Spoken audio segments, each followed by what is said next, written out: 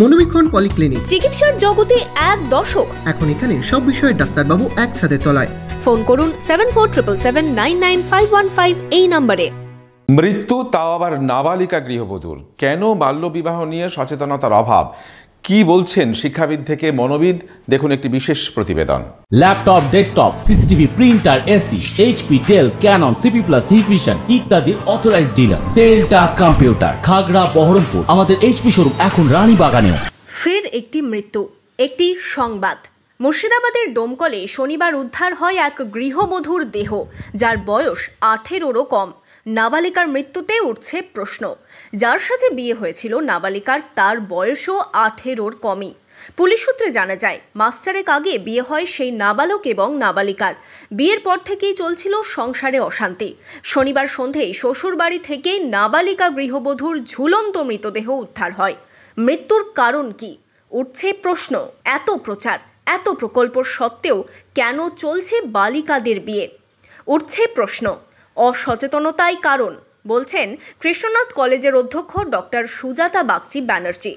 যে কন্যা আমাদের সম্পদ, আমাদের স্ত্রী আমাদের সম্পদ। তারা জীবনে তারা বড় হতে পারলে, নিজের পায়ে তারা যদি দাঁড়াতে পারে, তারা জীবনে ভবিষ্যতে তারা উন্নতি করতে পারে, তাদের যদি সেই গতিপথটা বন্ধ করে অসময়ে বিয়ে দেওয়া হয়, তাহলে সেটা অত্যন্ত ক্ষতিকারক। তাদের শরীর মনের মধ্যে সেই প্রভাবটা পড়ে।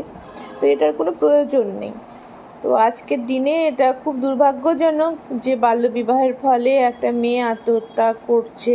তো চারদিকে তাদের স্কুল, কলেজ, এলাকা, পঞ্চায়েত বা শহরে মিউনিসিপ্যালিটি, প্রত্যেকটা স্তর থেকেই কিন্তু এ ব্যাপারে আরও অনেক বেশি সচেতন হওয়া দরকার। মনোরোগ বিশেষজ্ঞ ডক্টর অরুণিমা চ্যাটার্জি জানাচ্ছেন, বয়ঃসন্ধির সময় বিয়ে মানেই বিপদ। অভিভাবকদের যত্নশীল হতে বলছেন তিনি। কারণ এই বয়সে বাচ্চা ভীষণ জেদি, রাগী এই ধরনের হয়ে যায়। সেখানে নতুন একটা পরিবেশে অল অফ এ সাডেন তাকে ফেলে দেওয়া, তাকে ধাক্কা দিয়ে সেই নতুন একটা ফ্যামিলিতে রেখে দেওয়া, এবং সেখানে আবার সম্পূর্ণ অচেনা, অপরিচিত কতগুলো মানুষকে নিয়ে চলা, এটা তার পক্ষে অনেক ক্ষেত্রেই খুব প্রবলেমেটিক হয়ে যায়। এবার যারা মানিয়ে নিতে পারে তারা হয়তো টিকে যায়, আর হয়তো এই মেয়েটি সেক্ষেত্রে নানা রকম প্রবলেম ফেস করছিল, এবং ফেস করার পর একটা সময় হয়তো তার মনে হয়েছে, আমরা জানি না যে এটা সুইসাইড কি হোমিসাইড, এটা আমরা জানি না, সেটা আমাদের পক্ষে বলাও সম্ভব নয়। কিন্তু যদি এটা সুইসাইড হয়ে থাকে, তাহলে এটাই ভাবতে হবে যে সেই মেয়েটি 4 মাস ধরে ইমেন্স ইমোশনাল প্রেশারের মধ্যে ছিল। সেই প্রেশারটা যে কোনো দিক থেকেই আসতে পারে।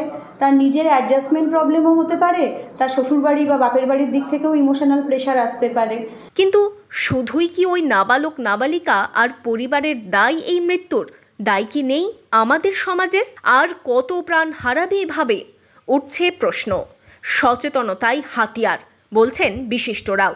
মুর্শিদাবাদে বাল্যবিবাহের উদ্বেগজনক ছবি উঠে এসেছে NHFS-এর তথ্যেও। কিন্তু কবে সচেতন হবে সকলে? Bureau report, imagine community media.